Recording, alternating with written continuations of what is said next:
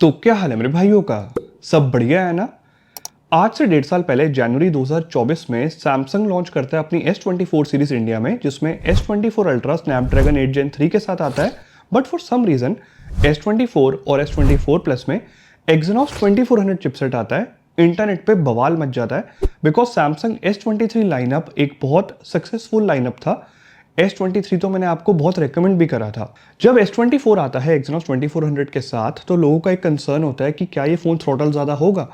मैंने फ़ोन को टेस्ट करना स्टार्ट करा और सैमसंग S23 के साथ जब मैंने कुछ बेंचमार्क्स रन करे मुझे पता चला कि येस Exynos 2400 वाला चिप थोड़ा ज़्यादा थ्रॉटल कर रहा है। मैं जब आउटडोर में जा रहा हूँ तो फ़ोन ब्राइटनेस भी जल्दी ड्रॉप कर रहा है। स्टिल जिसने परचेस करना था स्टार्टिंग में उन्होंने करा बिकॉज प्री बुक के टाइम पे अच्छे ऑफर्स मिल रहे थे। 2-3 महीने बाद प्राइस कट भी देखने को मिला। कुछ लोगों ने सस्ता हो गया है ये देख के भी S24 परचेस करा। मैंने सिंपली आपको सजेस्ट करा कि S24 पे ज़्यादा पैसे स्पेंड करने की जगह कुछ पैसे बचाओ और सिंपली सैमसंग S23 परचेस कर लो। पैसे भी बचेंगे और स्नैपड्रैगन 8 Gen 2 एक अच्छा रिलायबल चिपसेट भी है। उस टाइम पे अपडेट्स काफ़ी स्टेबल आ रहे थे, फ़ोन काफ़ी अच्छा परफॉर्म कर रहा था। रिसेंटली कुछ अपडेट्स आए हैं जिसके बाद S23 में कुछ इश्यूज मैंने भी फेस करे, आई एम श्योर आपने भी फेस करे होंगे। अब कुछ लेटेस्ट अपडेट्स के बाद अगर S23 बेटर चल रहा है तो नीचे कमेंट करके ज़रूर बताना, मैं देखना चाहूँगा कमेंट्स। फिर आती है एक ऐसी सेल जिसका हम पूरे साल वेट करते हैं, फ्लिपकार्ट बिग बिलियन डेज, जो स्टार्ट हुए 23 सितंबर 2025 को। और इस सेल में सैमसंग साइलेंटली सैमसंग S24 के स्नैपड्रैगन 8 Gen 3 वेरिएंट को लॉन्च कर देता है 40,000 रुपीज़ के अंडर।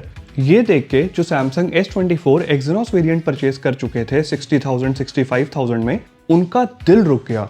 और मैंने जब वीडियो में आपको रेकमेंड करा कि सेल में S24 स्नैपड्रैगन 8 Gen 3 आप परचेस कर सकते हो अगर सैमसंग का फ़ोन लेना है तो, देन नीचे कमेंट्स में लोग इतना गुस्सा थे, इतना डिसअपॉइंटेड थे, उनको ऐसा फील हो रहा था कि सैमसंग ने चीट करा है। मैंने जब कमेंट्स देखे तो मैं थोड़ा बहुत रिलेट भी कर पा रहा था उस बात से। खैर S24 को मैंने भी ऑर्डर करा, 8GB रैम 256GB वेरिएंट, जो मुझे कॉस्ट करा 43,000 के राउंड। और इसको यूज़ करने के बाद मेरा ओपिनियन फिर से कुछ वैसा हो गया है जो आज से 1.5 साल पहले था। 1.5 साल पहले मैंने कहा था कि S24 को छोड़ो, S23 सस्ता मिल रहा है उसको परचेज कर लो। आज मैं आपको कह रहा हूं कि स्नैपड्रैगन 8 Gen 3 वाला S24 42-43 जितने का भी मिल रहा है ये परचेस करो। बट सैमसंग S25 जो 64,000 रुपीज़ का है उसको इग्नोर कर दो, क्योंकि 21,000 रुपीज़ S25 पे स्पेंड करने का कोई सेंस ही नहीं बनता। अब ये मत कहना कि उसमें 12GB रैम है, 4GB एक्स्ट्रा रैम के लिए 21,000 थोड़ी ना एक्स्ट्रा स्पेंड कर दोगे। रीजंस कुछ और भी है मेरे पास जिनको मैं आगे एक्सप्लेन करूंगा। सबसे पहले इस फोन में 6.2 इंचेस की डायनामिक OLED 2x डिस्प्ले मिलती है। ये एक LTPO डिस्प्ले है, that means refresh rate 120 hertz से 1 हर्ट्ज तक चला जाता है डिपेंडिंग कि आप क्या टास्क परफॉर्म कर रहे हो। अल्ट्रासोनिक फिंगरप्रिंट स्कैनर मिलता है जो बहुत फास्ट है, बहुत रिस्पॉन्सिव है और उसकी पोजीशन भी बहुत सही जगह पे है। कंटेंट कंजम्पशन के लिए ये डिस्प्ले एक्चुअली में बहुत अच्छी है। 10-bit पैनल नहीं है बट काफ़ी अच्छे डीप ब्लैक्स देखने को मिलते हैं, कलर एक्यूरेसी बहुत अच्छी है। डिस्प्ले सेटिंग्स में जाके अगर आपको विविड कलर्स पसंद है तो आप उसको सिलेक्ट कर सकते हो। और मैंने इसमें HDR कंटेंट भी देखा YouTube पे। नॉर्मली कुछ फ़ोन्स हैं जिनमें जब HDR वीडियोस प्ले करते हैं तो थोड़ा सा लैग आता है, बट स्नैपड्रैगन 8 Gen 3 के साथ ओवरऑल बहुत स्मूथ था जो प्लेबैक था, कोई लैग नोटिस नहीं करा, वीडियो एकदम स्मूथली चलती है। तो मुझे ऐसा कोई दिक्कत लगी नहीं, बस डॉल्बी विजन का सपोर्ट सैमसंग के फोन्स में होता नहीं है। तो अगर आप सोच रहे थे कि S25 की OLED डिस्प्ले बेटर है, ऐसा नहीं है, दोनों में सेम पैनल यूज हुआ है। स्टीरियो स्पीकर्स बहुत इंपॉर्टेंट एस्पेक्ट होता है। कंटेंट वॉच करते हैं तो हम चाहते हैं कि स्टीरियो स्पीकर्स भी अच्छे हों, बहुत लाउड है इसके स्टीरियो स्पीकर और म्यूजिक आउटपुट काफी रिच, काफी बैलेंस्ड है। मैक्सिमम वॉल्यूम पे कोई डिस्टॉर्शन नहीं है। मुझे ओवरऑल स्पीकर आउटपुट बहुत सेटिस्फाइंग, बहुत अच्छा लगा। डे 1 से मैं इसको विदाउट केस यूज कर रहा हूँ और स्टार्टिंग के 3-4 दिन तो मैंने कोई स्क्रीन गार्ड अप्लाई भी नहीं किया था। सैमसंग कोई प्री अप्लाइड स्क्रीन गार्ड देता भी नहीं है, कोई स्क्रैचेस नहीं आए हैं, ना फ्रंट पे ना बैक पे। गोरिल्ला ग्लास विक्टस 2 की प्रोटेक्शन वैसे इसमें दी गई है। तो बिल्ड क्वालिटी तो पहले भी कई बार बताया है कि काफ़ी अच्छी है फ़ोन की, और आर्मर एल्यूमिनियम फ्रेम मिलता है इसमें। काफ़ी कॉम्पैक्ट सा फ़ोन है, हाथ में काफ़ी प्रीमियम भी फील होता है और काफ़ी कंफर्टेबल भी फील होता है।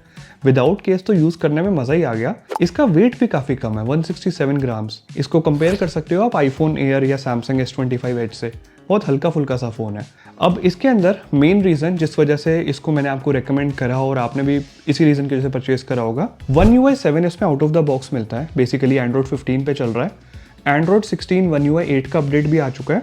वन UI एक ऐसा सॉफ्टवेयर एक्सपीरियंस है जो मुझे पर्सनली बहुत पसंद है एंड आई एम श्योर आपका भी फेवरेट होगा।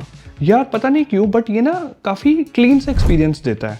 उसी के साथ साथ जितने भी इंपॉर्टेंट फीचर्स हमें चाहिए होते हैं इंक्लूडिंग गैलेक्सी AI फीचर्स वो सब इसमें दिए गए हैं। मैं पर्सनली ज़्यादा AI फीचर्स यूज़ नहीं करता but Google Gemini, image editor हो गया, ये सब यूज़ कर लेता हूँ। The best part is Samsung के किसी भी फ़ोन को ना आप इतना ज़्यादा कस्टमाइज़ कर सकते हो अपनी प्रेफरेंस के अकॉर्डिंग, चाहे लॉक स्क्रीन हो, चाहे होम स्क्रीन हो, विजेट्स हो गए, ऐप ड्रॉअर हो गई, रीसेंट ऐप्स हो गई। मतलब अगर आप एक बार गुड लॉक ऐप को यूज़ करना स्टार्ट कर दोगे तो फ़ोन की एक एक चीज़ को आप एक पर्सनल टच दे सकते हो। तो फ़ोन नो डाउट यार यूज़र इंटरफेस तो इसका बहुत ही प्यारा है। आई नो आप जानना चाहते हो कि फ़ोन की परफॉर्मेंस कैसी है और स्पेशली अगर इसको Samsung S24 Exynos 2400 से कंपेयर करूं जो पहले मैं यूज़ कर चुका हूं तो उसके कंपैरिजन में Snapdragon 8 Gen 3 वेरिएंट कितना बेटर फील होता है या क्या बेटर फील भी होता है वो आप जानना चाहते हो तो उसी की बात करेंगे। बेसिक टास्क जो होते हैं ना, सोशल मीडिया ऐप्स यूज़ करनी हो गई, फ़ोन कॉल्स, मैसेजिंग, ये सब तो आप Exynos वेरिएंट में भी कर सकते हो, कोई दिक्कत आती नहीं। रियल लाइफ यूजेज में ना कुछ छोटे छोटे एस्पेक्ट होते हैं जो आपके एक्सपीरियंस को अच्छा भी बना सकते हैं और बुरा भी बना सकते हैं। Samsung S24 Exynos 2400 जब दिल्ली में समर्स में मैं बाहर लेके जाता था बहुत जल्दी, अगर मैं गूगल मैप्स यूज़ कर रहा हूँ, कैमरा यूज़ कर रहा हूँ तो बहुत जल्दी ब्राइटनेस ड्रॉप करता था। S24 Snapdragon 8 Gen 3 वेरिएंट इतनी जल्दी ब्राइटनेस ड्रॉप नहीं करता और टेम्परेचर भी फ़ोन का राइज तो करता है बट उतना जल्दी राइज नहीं करता जितना Exynos 2400 का करता था। अब आप जानना चाहते होंगे कि फ़ोन थ्रॉटल कितना करता है। ऑब्वियसली ये एक कॉम्पैक्ट फ़ोन है तो फ़ोन थोड़ा थ्रॉटल तो करेगा, स्पेशली जब आप इसको पुश करोगे। अगर आप AAA games, graphic demanding games इसमें प्ले करोगे, जैसे कि इसमें गेंशिन इम्पैक्ट जब मैं प्ले कर रहा था तो कुछ देर के बाद फ़ोन थोड़ा सा थ्रॉटल करना स्टार्ट हो जाता है और वो मैंने OnePlus 13R में भी नोटिस करा है जिसमें सेम Snapdragon 8 Gen 3 आता है। अगर कंसिस्टेंट FPS की बात करूं तो 10 से 15 मिनट तक कंसिस्टेंट FPS देखने को मिलते हैं, उसके बाद फ्रेम्स थोड़े से ड्रॉप होने स्टार्ट हो जाते हैं और ये मैं बात कर रहा हूं जब गेंशिन इम्पैक्ट 60 FPS पे प्ले कर रहा था। अगर BGMI की बात करें तो इसमें 120 FPS का सपोर्ट दिया गया है BGMI में, बट मैं आपको रेकमेंड नहीं करूंगा क्योंकि 120 FPS पे उतने स्टेबल FPS देखने को नहीं मिले। इट्स बेटर अगर आप 90 FPS पे गेम प्ले करोगे देन ये अच्छे कंसिस्टेंट FPS दे देता है, वो भी ज़्यादा देर के लिए। तो 90 FPS में गेमिंग करना ज़्यादा अच्छा एक्सपीरियंस रहेगा आपका। अगर इसको कंपेयर करें Exynos वाले चिपसेट से तो गेमिंग परफॉर्मेंस उसकी भी मेरे को ठीक लगी थी। इट्स जस्ट उसमें थोड़ा सा जो फ्रेम ड्रॉप्स हैं वो जल्दी होने स्टार्ट हो जाते हैं compare to Snapdragon 8 Gen 3 variant. दो डिफरेंस अभी तक मैंने नोटिस करे वो मैंने आपको बता दिए। तीसरा डिफरेंस थोड़ा सा कंट्रोवर्शियल हो सकता है बिकॉज ये एक पर्सनल एक्सपीरियंस के बेसिस पे मैं आपसे शेयर कर रहा हूँ और call quality and network strength की बेसिकली मैं बात करना चाहता हूँ। Exynos 2400 में एक अलग 5G मॉडेम का यूज हुआ है, वहाँ पे एक Exynos मॉडेम है और Snapdragon 8 Gen 3 वाले वेरिएंट में एक Snapdragon मॉडेम का यूज हुआ है। अगर आप ऑन पेपर दोनों मॉडेम्स के स्पेक्स कंपेयर करोगे तो पीक डाउनलोड स्पीड आपको Exynos वाले मॉडेम में 12.1 गीगाबाइट्स पर सेकंड की देखने को मिलती है और Snapdragon वाले मॉडेम में 10 गीगाबाइट्स पर सेकंड की देखने को मिलती है। बट पीक डाउनलोड स्पीड इतनी ज्यादा मैटर नहीं करती, मैटर ये करता है कि फोन कितना फ्रीक्वेंटली 4G से 5G पे स्विच कर रहा है, सिग्नल स्ट्रेंथ कैसी है। और मैंने पर्सनली जहां पे थोड़ा सा कम नेटवर्क भी आता है वहां भी जब मैं गया, इसीलिए 1 महीने का टाइम लिया, तो मैंने नोटिस करा कि Snapdragon 8 Gen 3 वेरिएंट में सिग्नल स्ट्रेंथ एक्चुअली में बेटर मिल रही है मुझे कंपेयर टू जब मैं Exynos 2400 वाला S24 यूज कर रहा था। वहां पे कई बार प्रॉपरली नेट ही नहीं चलता था, बट ऐसा इशू मेरे को S24 Snapdragon 8 Gen 3 में एक बारी भी फेस नहीं करने को मिला। ऊपर से ये चीज़ पब्लिक ने भी, अगर आप रेडिट वगैरह पे चेक करोगे तो रिपोर्ट करा है कि Snapdragon 8 Gen 3 वेरिएंट में ये जो Qualcomm का मॉडेम यूज करा है ये ज़्यादा पावर एफिशिएंट भी है, तो ये बैटरी भी कम कंज्यूम करता है। अब बैटरी बैकअप कैसा है वो मैं आपको बता देता हूँ। ये एक कॉम्पैक्ट सा फोन है, 4000 mAh की बैटरी के साथ आता है। Exynos 2400 वेरिएंट से अगर आप बैटरी बैकअप कंपेयर करोगे तो आई गेस थोड़ा सा बेटर बैटरी बैकअप आपको ये वाला फ़ोन दे देगा, बट कोई मेजर डिफरेंस देखने को नहीं मिलेगा। मेरे यूजेज को कंसिडर करते हुए मुझे इस फ़ोन से 4 घंटे 15 मिनट से लेके 4 घंटे 50 मिनट तक का स्क्रीन ऑन टाइम देखने को मिला है। जिस दिन मैंने थोड़ा फ़ोन को टेस्ट करना था और BGMI वगैरह खेल के देखी, उस दिन बैटरी बैकअप 4 से 4 घंटे 15 मिनट तक का था, बट लेट्स से जिस दिन मैं ज़्यादा गेमिंग नहीं कर रहा था उस दिन 5 घंटे तक भी ये टच कर देता है, तो स्क्रीन ऑन टाइम उतना ही मिलता है। अगर सिंपल लैंग्वेज में समझाऊं तो स्क्रीन ऑन टाइम के बेसिस पे जज मत करना कि फ़ोन परचेस करना है या नहीं, आपको खुद को मेंटली प्रिपेयर करना है। अगर आप एक ऐसे पर्सन हो जो ऑफिस में ज़्यादा टाइम स्पेंड करते हो, घर पे ज़्यादा टाइम स्पेंड करते हो और आपको दिन में एक बार 20 से 25 मिनट्स के लिए अपने फ़ोन को चार्ज पे लगाने में कोई अगर दिक्कत नहीं है, देन आप इस फ़ोन को कंसिडर कर सकते हो। अदरवाइज आपके लिए फ़ोन नहीं बना। और ये मैं आपको तब बता रहा हूँ जब आप डेली सुबह 100% चार्ज कर लोगे, उसके बाद दिन में एक बार आपको 20-25 मिनट के लिए चार्जिंग पे लगाना पड़ेगा। अब फाइनली मैं आपके डाउट्स क्लियर कर देता हूँ कि क्यों मैंने वीडियो की स्टार्टिंग में बोला S25 को इग्नोर करके आप सैमसंग S24 का 256 GB वेरिएंट परचेज करो और 21,000 रुपीज सेव कर लो। आई नो S25 में 12 GB रैम है, बट 4 GB रैम के लिए इतने पैसे आप स्पेंड नहीं करोगे। दूसरा डाउट, कई लोगों को लगता है कि S25 में जो डिस्प्ले मिलती है वो ज्यादा बेटर है, बट ऐसा नहीं है। दोनों में सेम पैनल यूज हुआ है। S25 बस थोड़ा सा ज्यादा स्लिम है, बहुत माइनर सा डिफरेंस है, बट वो थोड़ा सा स्लिम है।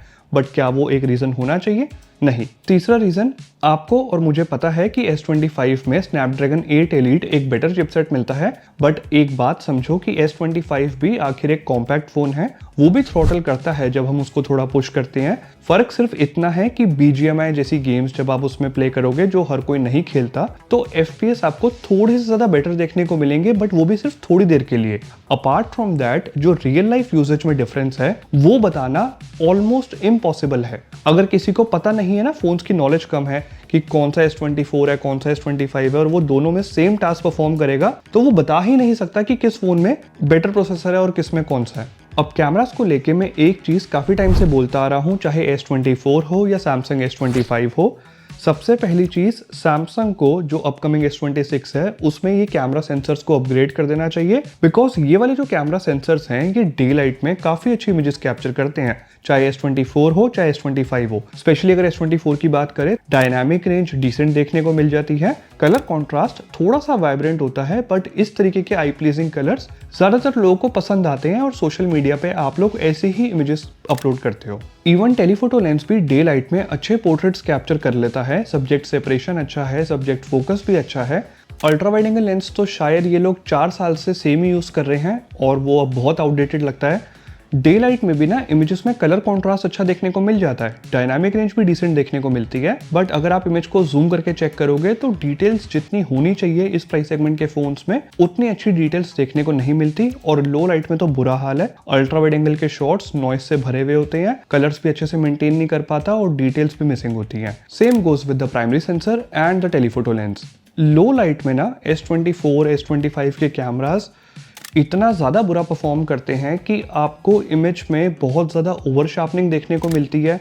अगर आप अपने फ्रेंड्स की इमेजेस कैप्चर कर रहे हो, अपनी इमेजेस कैप्चर कर रहे हो, आप मतलब इन सैम्पल शॉट्स में चाहे मेरी बियर्ड की तरफ देख लो, टी शर्ट की तरफ देख लो, इमेज में इतनी ज़्यादा नॉइस है, ओवर शार्पनिंग बहुत ज़्यादा है। इवन कुछ सैम्पल शॉट्स में तो for some reason cool tone हद से ज़्यादा देखने को मिलती है और ब्यूटिफिकेशन भी बहुत ज़्यादा देखने को मिल जाती है।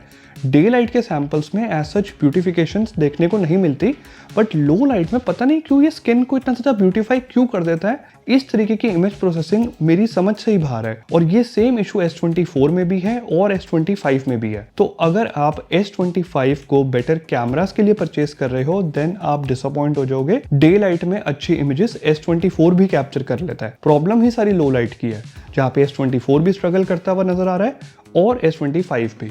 और ऐसा नहीं है इस प्राइस सेगमेंट में लो लाइट में अच्छी इमेजेस कैप्चर करने के लिए हमारे पास बेटर ऑप्शंस अवेलेबल नहीं है। अगर आप चाइनीज मैन्युफैक्चरर्स की तरफ देखो तो Oppo Reno 14 Pro लो लाइट में बहुत अच्छी इमेजेस कैप्चर करता है, टेलीफोटो लेंस से अच्छे पोर्ट्रेट्स आ जाते हैं और वीडियोस भी डिसेंट रिकॉर्ड कर लेता है। ऑब्वियसली सैमसंग S24 जितनी अच्छी वीडियोस रिकॉर्ड नहीं करता, बट ठीक है वो phone. Vivo X200 FE is also an other option, जो अगर आपको ऑफलाइन में 46,000 के राउंड मिल जाए देन उस फोन के कैमरास भी बहुत अच्छा परफॉर्म करते हैं, इमेज क्वालिटी बहुत अच्छी है। लो लाइट में तो कमाल की पिक्चर्स आती हैं, नॉइस भी नहीं होती इमेजेस में ज़्यादा, उसको भी आप देख सकते हो। बट अगेन X200 FE अच्छी वीडियोस रिकॉर्ड नहीं कर पाता। वीडियोस रिकॉर्ड करने के लिए S24 एक अच्छा ऑप्शन है। अगर इसके फ्रंट कैमरा की बात करूँ, वही वाली कहानी है, डे लाइट में अच्छी सेल्फीज आ जाती हैं, डिटेल सफिशिएंट होती हैं। कभी कभी ये थोड़े से कलर्स को उतने अच्छे से मेंटेन नहीं कर पाता, but most of the time skin tones natural रखता है। एंड करने से पहले मैं सिर्फ इतना कहूंगा, लेट्स से आप एक अपने लिए कॉम्पैक्ट फोन देख रहे हो आप वन UI एक्सपीरियंस करना चाहते हो, आपको फ़ोन में एक ऐसा चिपसेट चाहिए जो लॉन्ग टर्म यूजेज के लिए फ़ोन में कोई लैग देखने को ना मिले, अच्छी परफॉर्मेंस दे, फ़ोन के हैप्टिक्स अच्छे हों, स्टीरियो स्पीकर अच्छे हों, डिस्प्ले क्वालिटी अच्छी हो, देन मेरे according S24 Snapdragon 8 Gen 3 variant actually में एक काफ़ी अच्छी डील है।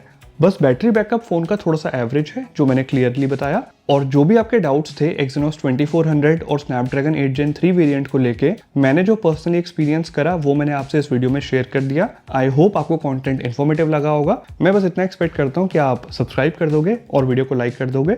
मैं बहुत जल्द आपसे नेक्स्ट वीडियो में मिलता हूँ।